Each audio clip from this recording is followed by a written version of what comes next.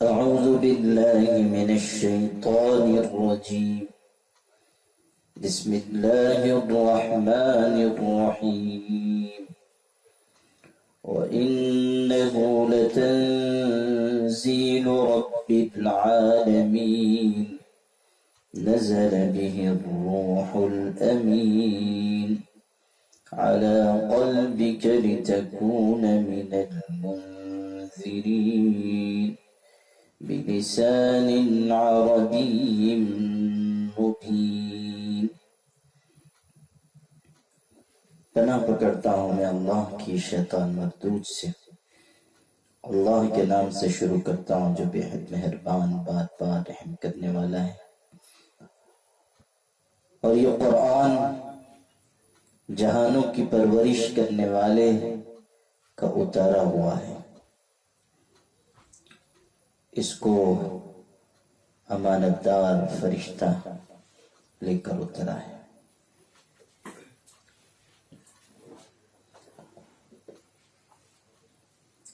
قرآن پاک کا تعارف کرایا جا رہا ہے. کسی بھی چیز کی قدر و قیمت اس کی نسبت کی وجہ سے ہوتی ہے. قرآن پاک کی نسبت اللہ تعالی کی طرف ہے، اور جو چیز جتنی زیادہ اہم ہوتی ہے اس کے لیے اتنا اہتمام کیا جاتا ہے. قرآن مجید اللہ تعالیٰ کا پاکیزہ کلام ہے اور اس کی زبردست کتاب ہے. اس لیے اہتمام یہ کیا گیا کہ اتارنے والا اللہ ہے، اور جن کے ذریعے بھیجا گیا وہ فرشتوں میں سب سے ممتاز ہیں، یعنی جبریل علیہ السلام. اور جبریل کو قرآن نے الروح الامین کہا ہے. کسی چیز کے پہنچانے کی ذمہ داری اگر کسی کو دی جائے تو اس میں دو خصوصیت ہونا ضروری ہے.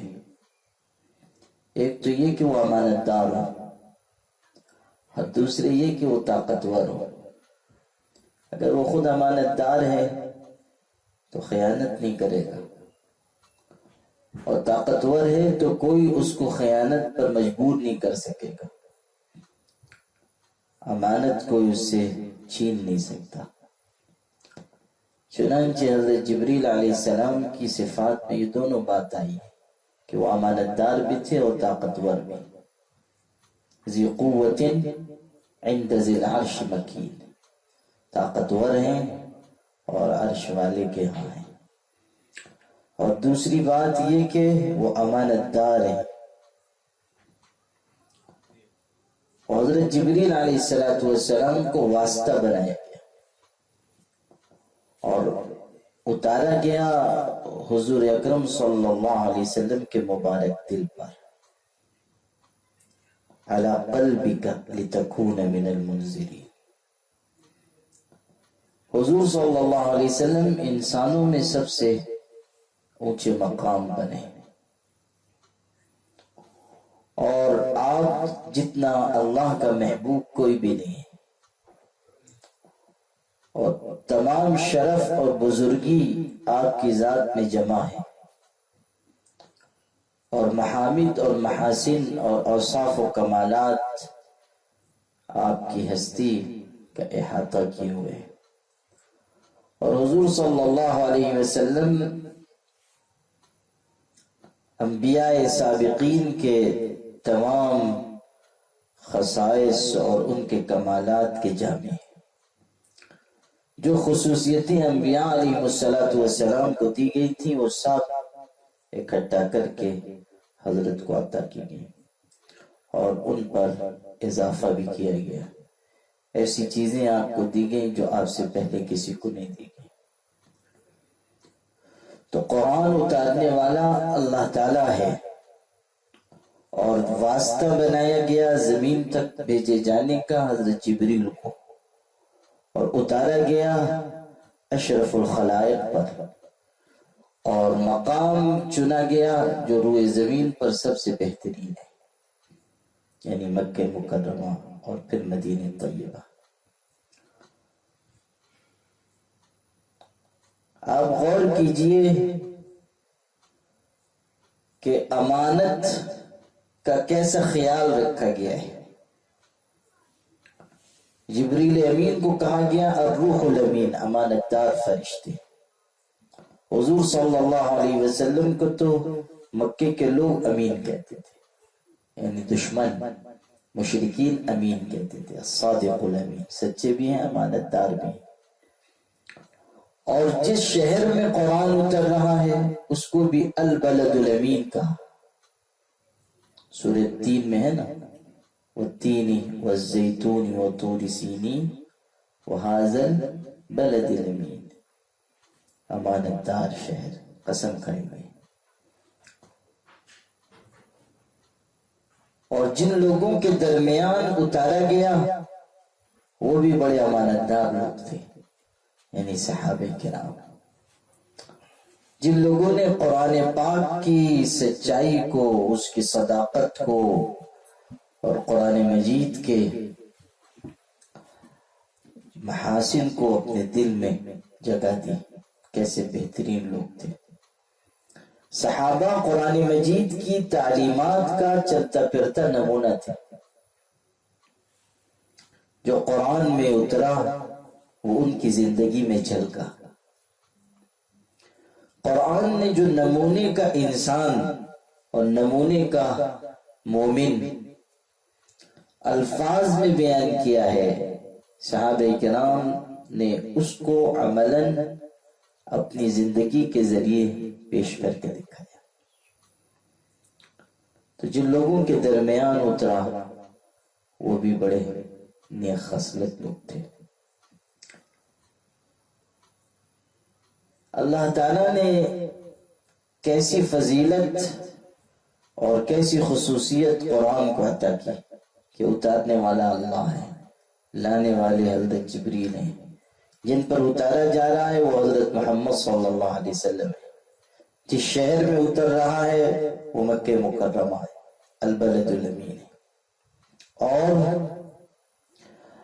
جن لوگوں کے درمیان اتر رہا ہے وہ صحابہ کرام ہیں، حضور اکرم صلی اللہ علیہ وسلم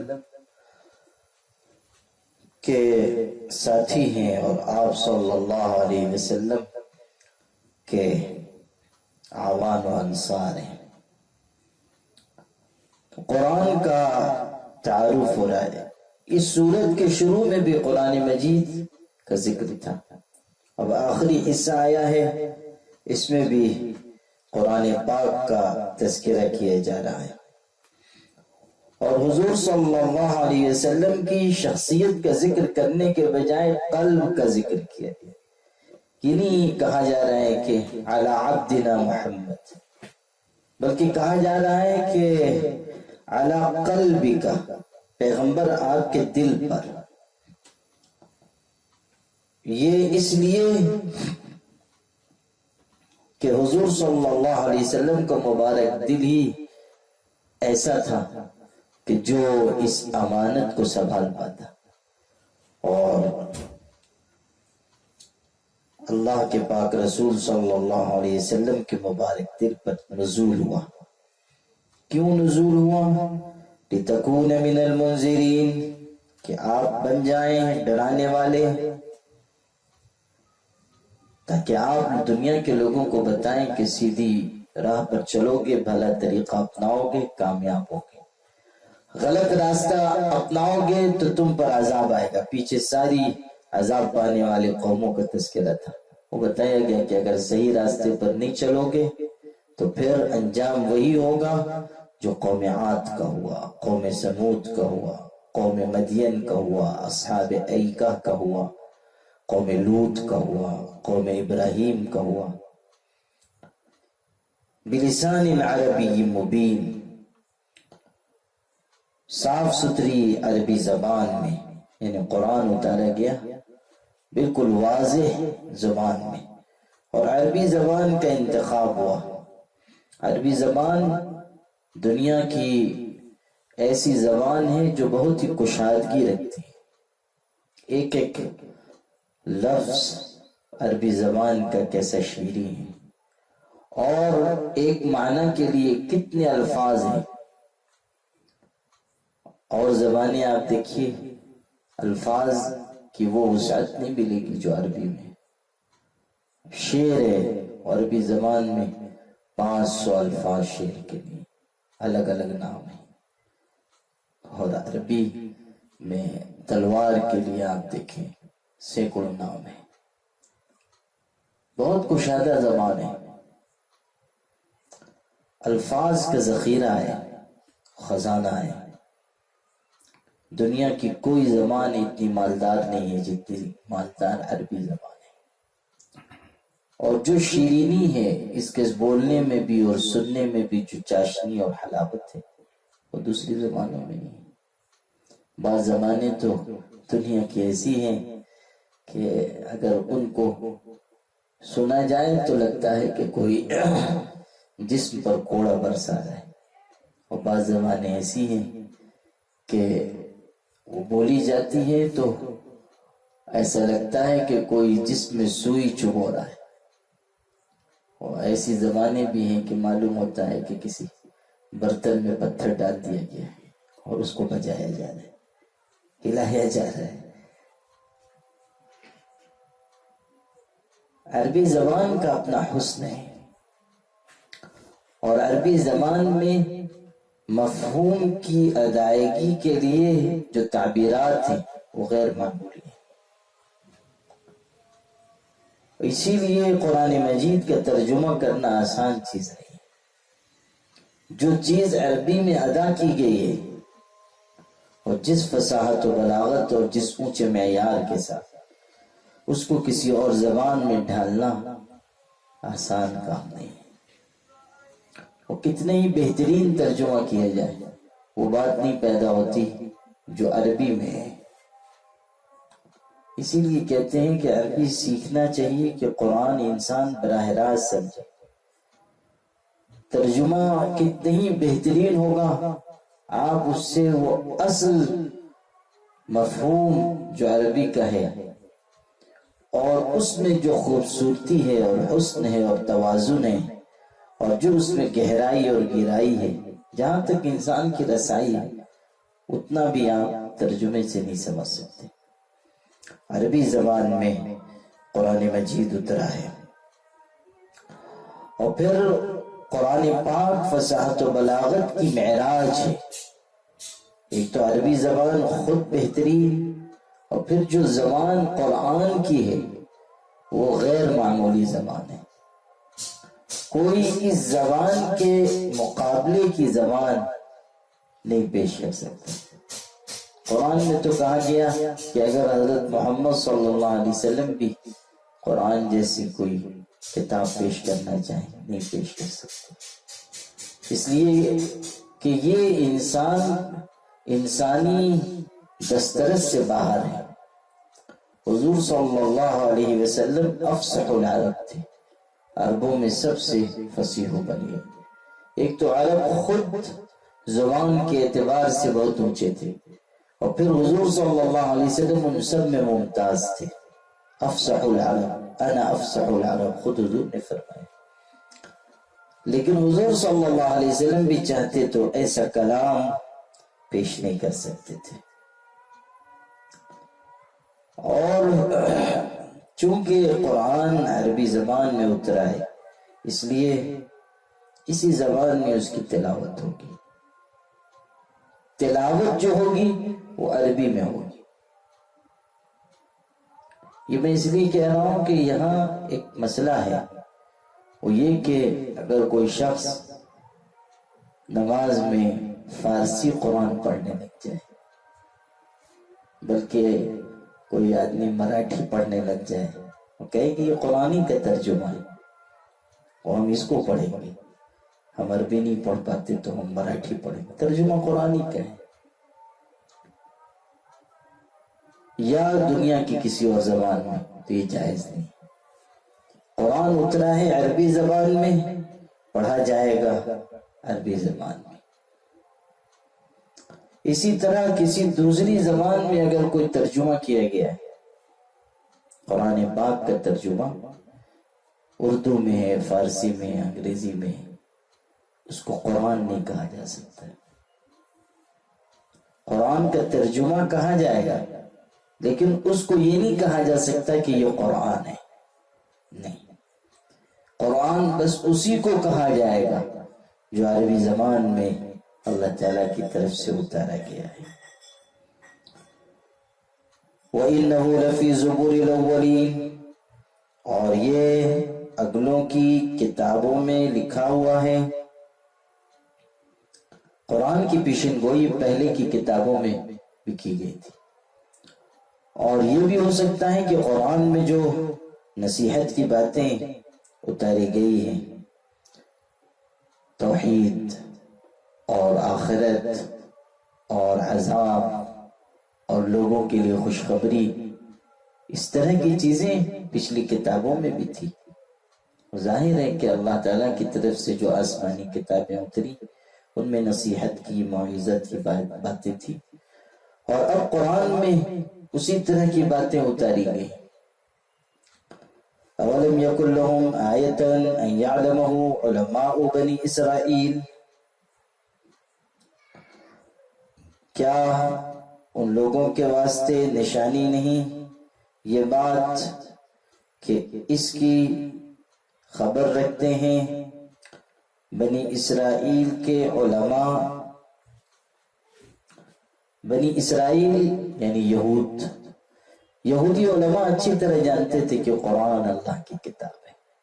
رکاوٹ تو بس یہ بات تھی کہ ان کو ہم کیسے نبی مان لیں، یہ بنی اسماعیل میں سے، ورنہ جو لوگ عالم تھے جن کو احبار کہا جاتا تھا، علماء یہود کے بڑے علماء، وہ اچھی طرح جانتے تھے کہ قرآن سچی کتاب ہے، اس لیے کہ وہ توریت کے عالم تھے، اور وہ جانتے تھے کہ اس طرح کی کتاب کسی انسان کے بس میں نہیں ہے کہ وہ پیش کر سکے۔ تو وہ جانتے تھے کہ قرآن اللہ کی کتاب ہے، اور دل ہی دل میں اعتراف بھی کرتے تھے، اور حضور صلی اللہ علیہ وسلم کو بھی پہچانتے تھے، اور ان میں سے جو بعض انصاف پسند تھے وہ مسلمان بھی ہو گئے حقیقت کو پا لینے کے بعد، لیکن زیادہ تر لوگ وہ تھے کہ جنہوں نے ایمان قبول نہیں کیا۔ ضد، حسد، انانیت، یہ چیزیں رکاوٹ بن گئی۔ انصاف پسند جو لوگ تھے انہوں نے ایمان قبول کر لیا۔ حضرت عبداللہ ابن سلام یہودیوں کے بہت بڑے عالم تھے، انہوں نے اسلام قبول کیا، حضور صلی اللہ علیہ وسلم کی زیارت کی، اور وہ ساری صفات حضور کے اندر پائی، نشانیاں جو آسمانی کتابوں میں تھیں، چنانچہ انہوں نے اسلام قبول کیا۔ اور جب اسلام قبول کیا تو انہوں نے کہا اللہ کے پاک رسول صلی اللہ علیہ وسلم، آپ یہودیوں کو بلا کر میرے بارے میں پہلے ان سے رائے دریافت کر لیں۔ حضور نے یہودیوں کو بلایا، ان کو کنارے کر دیا، پردے کے پیچھے کر دیا۔ بلانے کے بعد پوچھا کہ عبداللہ ابن سلام کے بارے میں تم لوگوں کی کیا رائے؟ انہوں نے کہا وہ تو ہمارے بہت بڑے عالم ہیں، وہ بہت شریف انسان ہے، وہ شریف باپ کے بیٹے، اور ایسے ہیں ویسے ہیں، تعریف کی۔ اتنے میں حضرت عبداللہ ابن سلام پردے کے اوٹ سے نکل کے آئے، اشہد ان لا الہ الا اللہ واشہد ان محمد عبدہ ورسولہ۔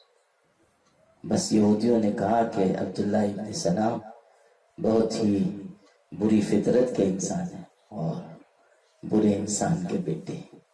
حضرت عبداللہ ابن سلام نے کہا اللہ کے رسول، میں نے اسی لیے چاہا تھا کہ آپ ان سے میرے بارے میں پوچھ لیں، مجھے یہ اندیشہ تھا میری قوم سے کہ جب میں اعتراف حق کروں گا تو یہ مجھ کو برا بھلا کہیں گے۔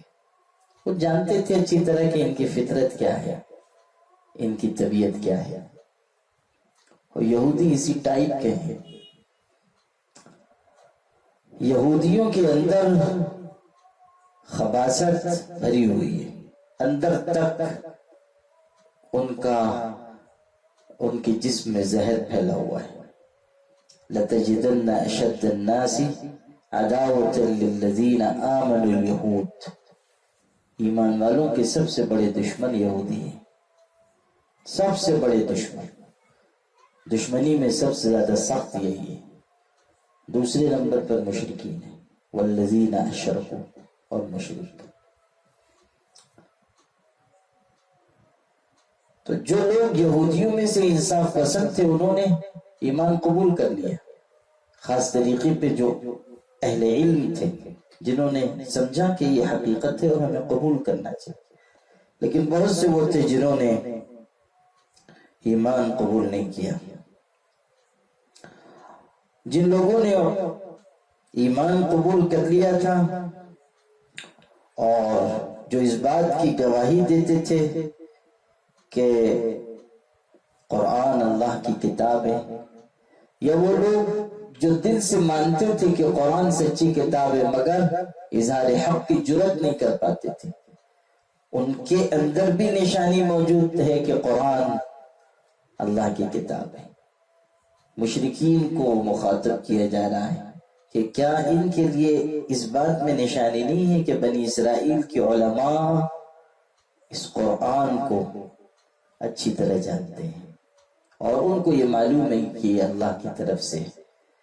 وَلَوْ نَزَّلْنَاهُ عَلَى بَعْضِ الْعَجَمِينَ، اور اگر ہم یہ کتاب کسی عجمی پر اتارتے،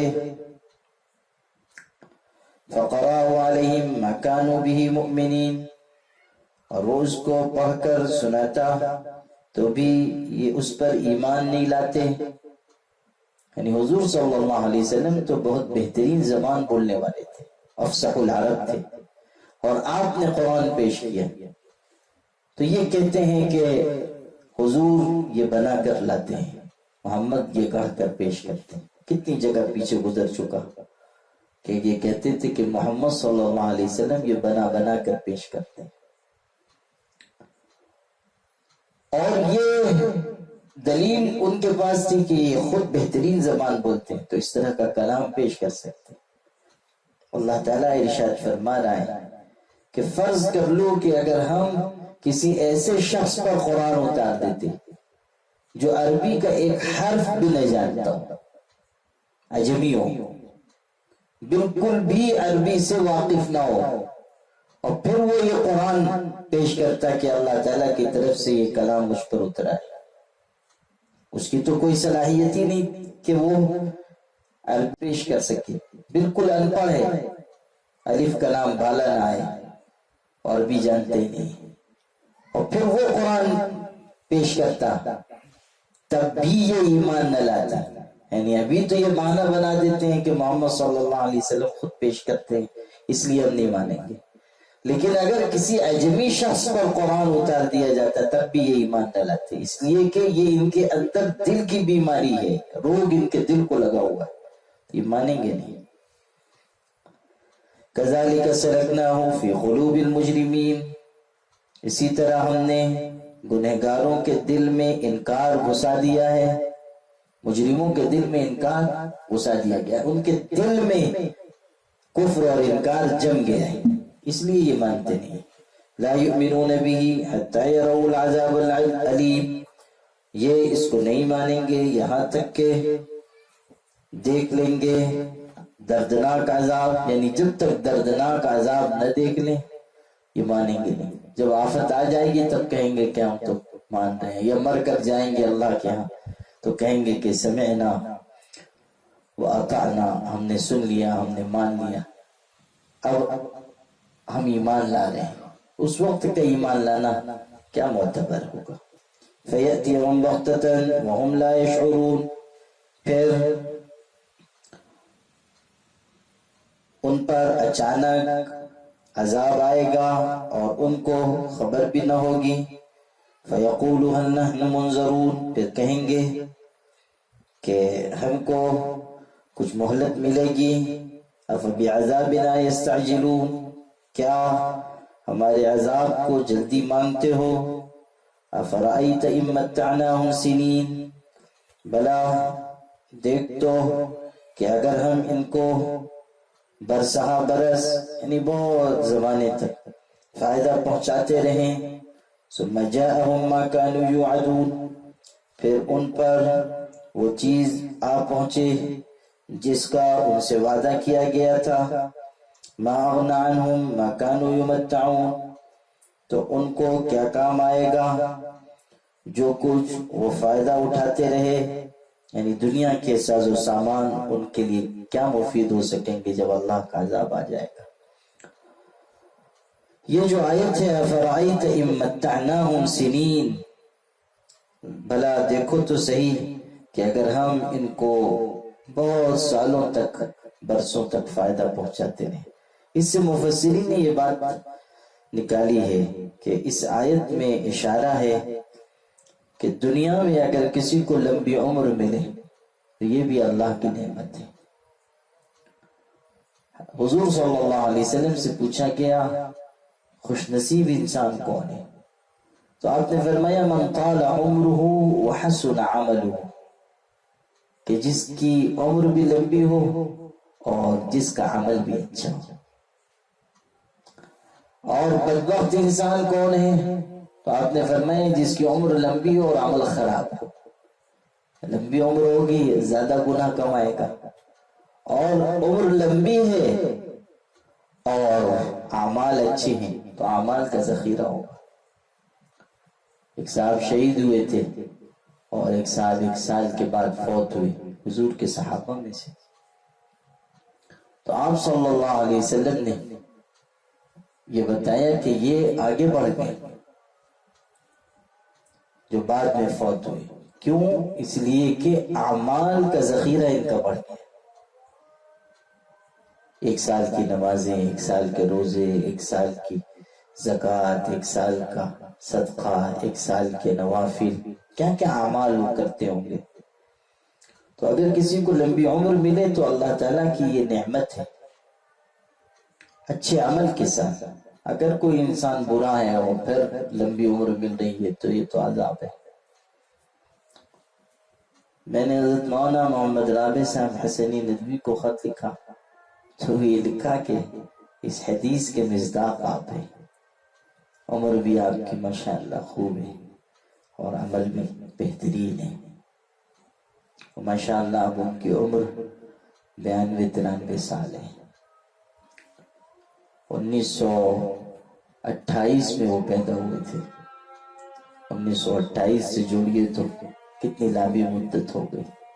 الحمدللہ اللہ تعالیٰ ان کو دیر تک سلامت رکھے اور ان کا سایہ عاطفت دراز رکھے۔ اور ماشاءاللہ کوئی معذوری نہیں ہے، یہ اللہ کی بہت بڑی نعمت ہے۔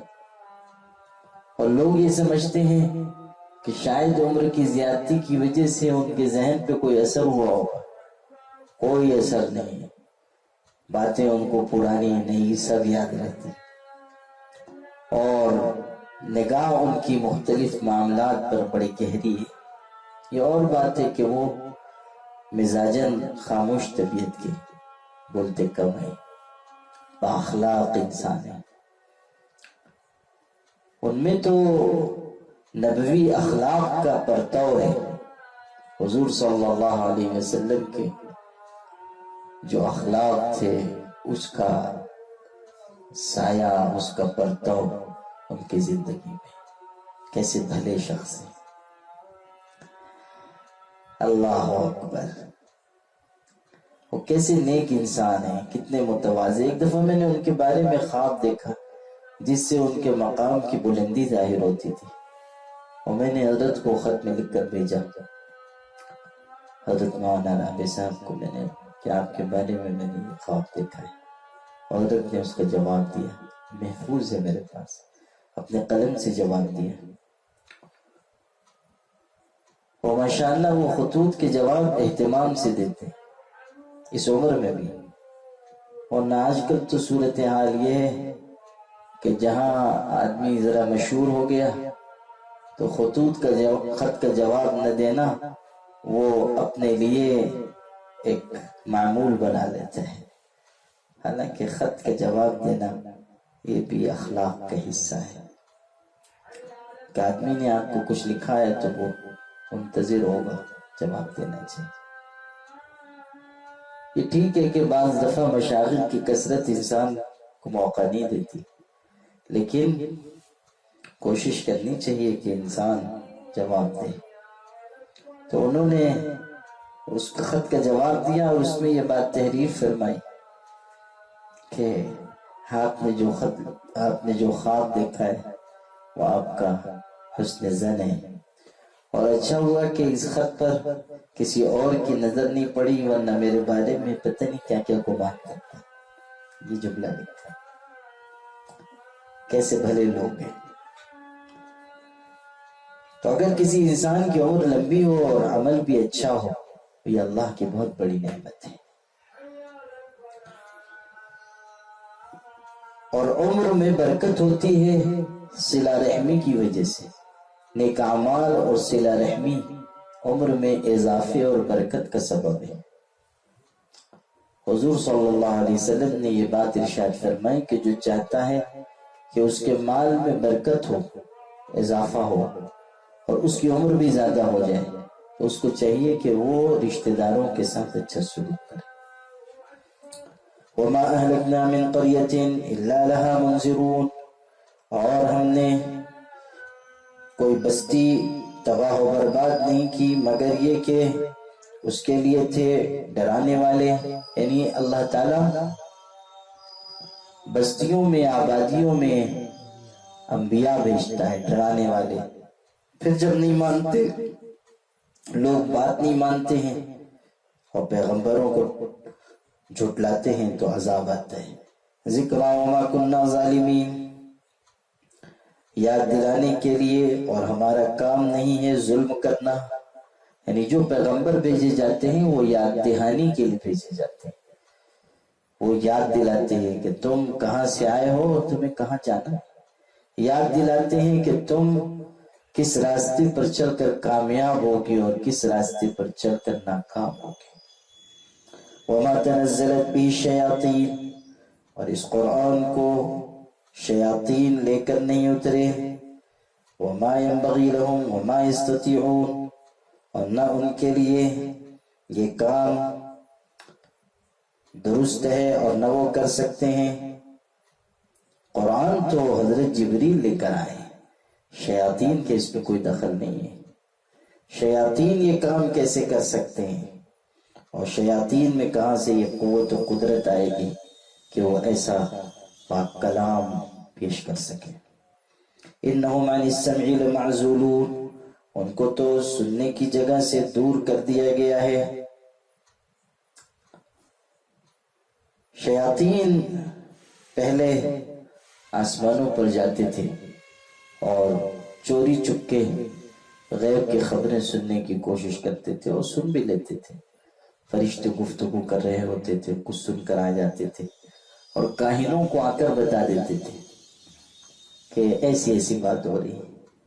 تو وہ کاہن جو ہے وہ اس ایک سچ میں 100 جھوٹ ملا کر بیان کرتا تھا، اور بات صحیح بھی ثابت ہوتی تھی۔ ظاہر ہے کہ جو بات اوپر ہو رہی ہے وہ نیچے لا کر بیان کرتے تھے۔ پھر حضور صلی اللہ علیہ وسلم جب تشریف لائے تو شیاطین کا جانا روک دیا گیا، اور یہ جو تارے ٹوٹتے ہیں وہ شیاطین کی خبر لی جاتی ہے، جو جاتے ہیں چوری چپ کے بات سننے کے لیے ان کو مارا جاتا ہے۔ وَأَنذِرْ عَشِيرَتَكَ الْأَقْرَبِينَ، اور اپنے قریبی رشتہ داروں کو ڈرا دیجئے۔ یہ حضور صلی اللہ علیہ وسلم کو حکم ہوا تھا کہ جو آپ کے قریبی رشتہ دار ہیں ان کو آپ اللہ کا پیغام سنا دیں۔ چنانچہ حضور صلی اللہ علیہ وسلم نے اپنے خاندان کے لوگوں کی دعوت کی، اور ان کے سامنے جب کھانا کھا چکے تو آپ نے پیغام رکھا۔ ابو لہب نے بہت ہی برا جواب دیا اور خاندان کے لوگوں نے دعوت کو ٹھکرا دیا۔ دوبارہ پھر آپ نے دعوت کی، بعض روایتوں میں ہے، اور اس میں پھر جب آپ نے دعوت پیش کی تو خاندان کے لوگوں نے دعوت ٹھکرائی، اور حضرت علی رضی اللہ تعالیٰ نے کہا کہ میں آپ کا ساتھ دوں گا۔ اسی موقع پر انہوں نے ایمان قبول کیا۔ وَاخْفِضْ جَنَاحَكَ لِمَنِ اتَّبَعَكَ مِنَ الْمُؤْمِنِينَ، اور اپنے بازو نیچے کر دیجئے ان لوگوں کے واسطے جو آپ کے ساتھ ہیں، مومنین، یعنی ایمان والوں پر شفقت فرمائیے، ایمان والوں پر مہربانی فرمائیے۔ فَإِنْ عَصَوْكَ فَقُلْ إِنِّي بَرِيءٌ مِّمَّا تَعْمَلُونَ، پھر اگر یہ آپ کی نافرمانی کریں تو کہہ دیجئے کہ میں تمہارے کام سے بیزار ہوں۔ وَتَوَكَّلْ عَلَى الْعَزِيزِ الرَّحِيمِ، اور بھروسہ کیجئے زبردست رحم کرنے والے پر، یعنی اللہ پر بھروسہ ہو۔ انسان اللہ پر توکل کرے۔ توکل کا مطلب یہ ہے کہ اسباب اختیار کرے اور نتیجہ اللہ کے سپرد کر دے۔ یہ مطلب نہیں ہے کہ اسباب ہی اختیار نہ کرے، یہ تو توکل کی نئی قسم ہے جس کو بعض لوگ بیان کرتے ہیں اور اتنا زور دیتے ہیں گویا کہ اسباب کی کوئی ضرورت ہی نہیں ہے۔ یہ ایسے لوگ ہیں جو شاید اس پر یقین رکھتے ہیں کہ وہ اسباب چھوڑ کر بیٹھ جائیں اور آسمان سے ان پر من و سلوہ اترے گا اور دودھ شہد کی نہریں جاری ہوں گی جن سے وہ استفادہ کریں گے۔ یہ ٹھیک نہیں۔ توکل کا مطلب ہے اسباب اختیار کرنا اور نتیجے کو اللہ پر چھوڑ دینا، اسباب کو مؤثر نہ سمجھنا، اسباب کے بارے میں یہ خیال نہ کرنا کہ اسباب سے کام ہوگا، بلکہ یہ خیال کرنا کہ کام تو اللہ کے بنانے سے ہوگا، لیکن اسی نے سبب کے درجے میں یہ چیز رکھی ہے۔ حضور صلی اللہ علیہ وسلم جنگ میں تشریف لے جاتے تھے تو لوہے کی ٹوپی پہنتے تھے اور زرہ پہننا بھی آپ سے ثابت ہے۔ اگر اسباب اختیار کرنا توکل کے خلاف ہوتا تو آپ کبھی جنگ میں یہ لباس استعمال نہ فرماتے۔ ایک شخص آئے، انہوں نے کہا، ایک شخص آئے حضور کی خدمت میں، آپ نے پوچھا اونٹ کو باندھ دیا؟ انہوں نے کہا نہیں باندھا، اللہ پر بھروسہ کیا۔ آپ نے فرمایا جا پہلے اس کو باندھ اور پھر اللہ پر بھروسہ کر، پہلے جا کر باندھ دے اور پھر بھروسہ کر۔ توکل وہ چلے گا جو اللہ کے پاک رسول نے سکھایا ہے۔ قرآن میں کہا گیا اذا عزمت فتوکل علی اللہ، جب آپ کسی کام کا پختہ ارادہ کر لیجئے تو پھر اللہ پر بھروسہ کیجئے، عزم کر لیجئے، اسباب اختیار کر لیجئے اور اللہ کی ذات پر نتیجہ چھوڑ دیجئے کہ جو کرے گا وہ اللہ کرے گا۔ فتوکل علی اللہ، اللہ پر بھروسہ کرو۔ اور یہاں دو صفات بیان ہوئی، العزیز زبردست، الرحیم رحم کرنے والا، یعنی اللہ غالب ہے اور اللہ مہربان ہے۔ الذی یراک حین تقوم، وہ جو آپ کو دیکھتا ہے جب آپ کھڑے ہوتے ہیں، یعنی تہجد کے وقت جب آپ نماز کے لیے کھڑے ہوتے ہیں تو اللہ آپ کو دیکھ رہا ہوتا ہے۔ وتقلبک فی الساجدین، اور آپ کا نمازیوں کے درمیان پھرنا بھی دیکھتا ہے۔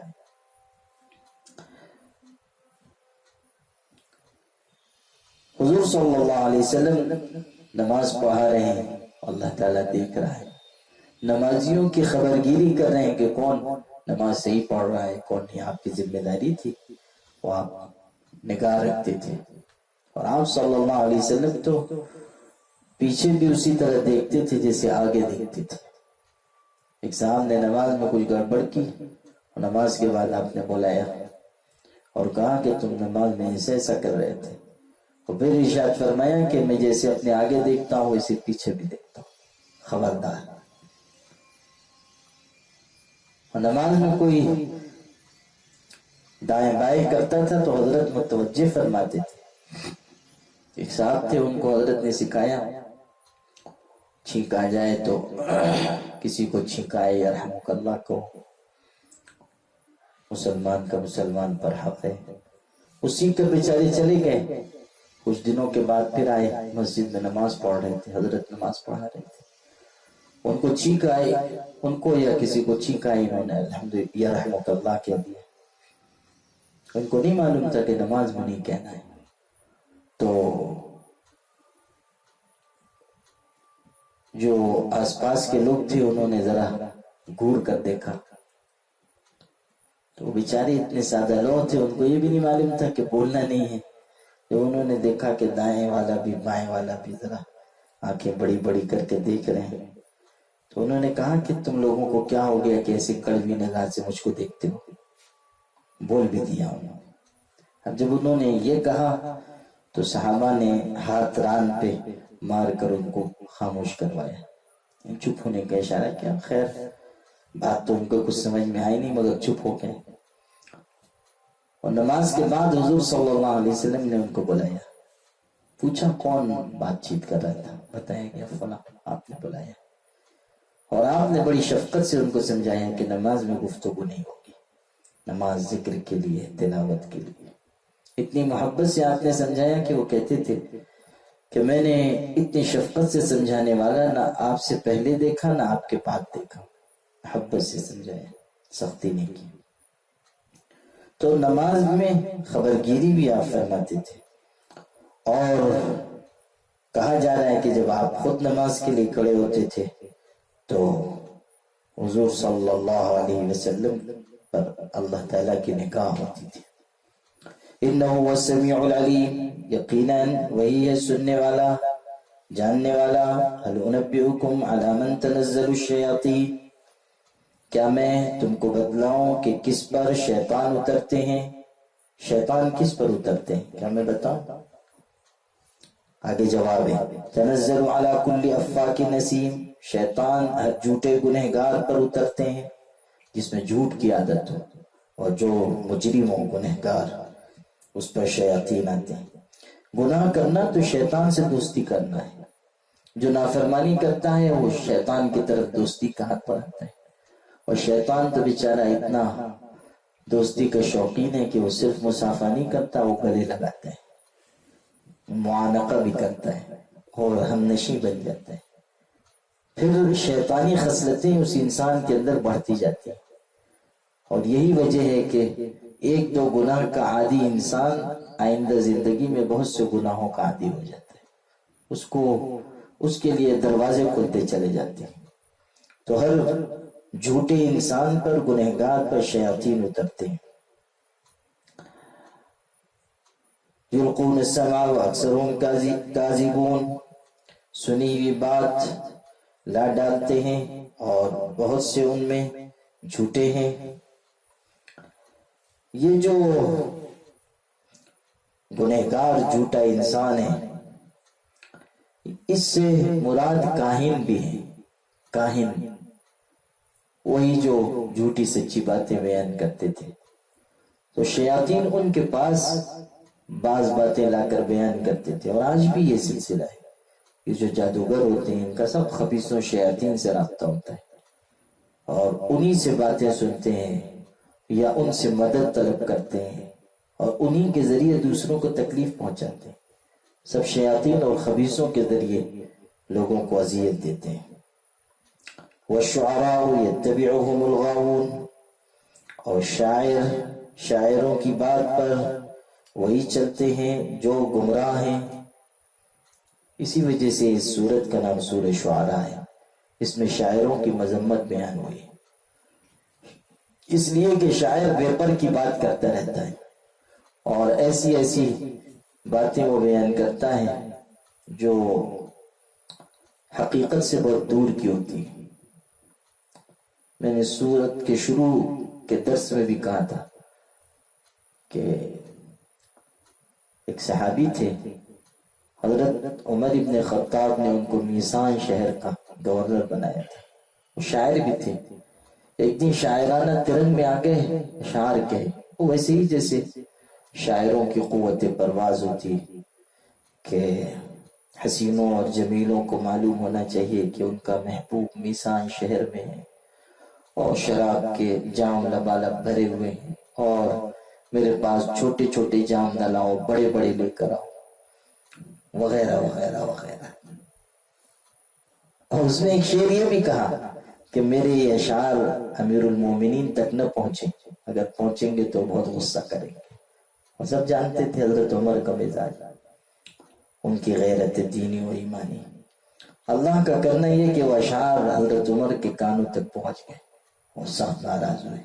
خط لکھا کہ میں تم کو معزول کرتا ہوں اور تم نے بری حرکت کی. وہ فوراً حاضر ہوئے مدینہ اور آ کر کہا کہ حضرت یہ تو بس ایک شاعرانہ ترنگ میں نے کہا، واللہ میں نے کبھی شراب کا ایک قطرہ بھی نہیں چکھا ہے اور کبھی میں نے کوئی گناہ کا کام نہیں کیا ہے، کبھی ناچ گانے میں شریک نہیں ہوا، بس یہ ایک شاعرانہ باتیں ہیں. حضرت نے فرمایا کہ شعر میں بھی تم نے ایسی بات کہی ہے کہ تم کو اب میں گورنر نہیں رکھ سکتا، معزول بس. وہ حضرت عمر تھے، ان کے فیصلے بدلتے نہیں تھے. وہ حضرت عمر غیرت دینی و ایمانی کا ایک نشان تھے اور ایسا مضبوط ستون کہ جس کو ہلانا مشکل تھا. جو فیصلہ کر زبردست قوت فیصلہ تھی. شبلی نعمانی نے الفاروق میں لکھا ہے کہ حضرت عمر میں اصابت رائے اور قوت فیصلہ دونوں تھی. ایک تو ان کی رائے بہترین صائب رائے ہوتی تھی اور دوسرے یہ کہ قوت فیصلہ ان میں بے پناہ تھی. جب ایک فیصلہ کر لیتے تھے بس جم جاتے تھے، پھر اس فیصلے سے ان کو کوئی ہٹا نہیں پاتا تھا اور دنیا بعد میں دیکھتی تھی کہ جو فیصلہ انہوں نے کیا وہ صحیح تھا. اللہ اکبر. تو اشعار میں ایسی باتیں عام طریقے پہ کہی جاتی ہیں جو حقیقت سے دور ہوتی ہیں. اسی لیے شاعروں کے بارے میں یہ کہا گیا کہ ان کی باتوں کو وہی لوگ مانتے ہیں جو گمراہ ہیں. میں یہ وضاحت کر چکا کہ اچھے اشعار سے منع نہیں کیا گیا اور اچھے شاعروں سے کی بھی کوئی مذمت نہیں بیان کی گئی. جو پیپر کی باتیں بیان کریں، جھوٹ، کذب، مبالغہ، غلط سلط باتیں، بے حیائی کو پھیلانے والی باتیں، وہ غلط ہیں. اچھے اشعار کہنا، سننا، اچھے اشعار سے لطف لینا، اس میں کوئی مذائقہ نہیں. خود حضور صلی اللہ علیہ وسلم اشعار سنتے تھے، اپنی مسجد میں اشعار سنواتے تھے. ممبر لگایا جاتا تھا اور حسان ابن ثابت اس پر بیٹھتے تھے اور حضور کہتے تھے شعر سناؤ، اور وہ شعر سناتے تھے اور حضور صلی اللہ علیہ وسلم ان کو دعاؤں سے نوازتے تھے. بعض روایتوں میں تو یہ ہے کہ کہتے تھے حسان شعر سناؤ اور روح القدس تمہارے ساتھ ہے، یعنی جبریل علیہ السلام. الم تر انہم فی کل وادی یہیمون، کیا تم نے نہیں دیکھا کہ ہر میدان میں سر مارتے پھرتے ہیں. یہ شاعروں کی تعریف ہے، ہر میدان میں سر مارتے پھرتے ہیں. ایک مضمون لے لیتے ہیں اور اسی کو کہاں تک پہنچا دیتے ہیں. وَأَنَّهُمْ يَقُولُونَ مَا لَا يَفْعَلُونَ، اور یہ کہ وہ کہتے ہیں ایسی بات جو کرتے نہیں. إِلَّا الَّذِينَ آمَنُوا وَعَمِلُوا الصَّالِحَاتِ وَذَكَرُوا اللَّهَ كَثِيرًا وَانْتَصَرُوا مِنْ بَعْدِ مَا ظُلِمُوا، مگر وہ لوگ جو یقین لائے اور اچھے کام کیے اور جنہوں نے اللہ کو خوب یاد کیا اور بدلہ لیا اس کے بعد کہ ان پر ظلم ہوا.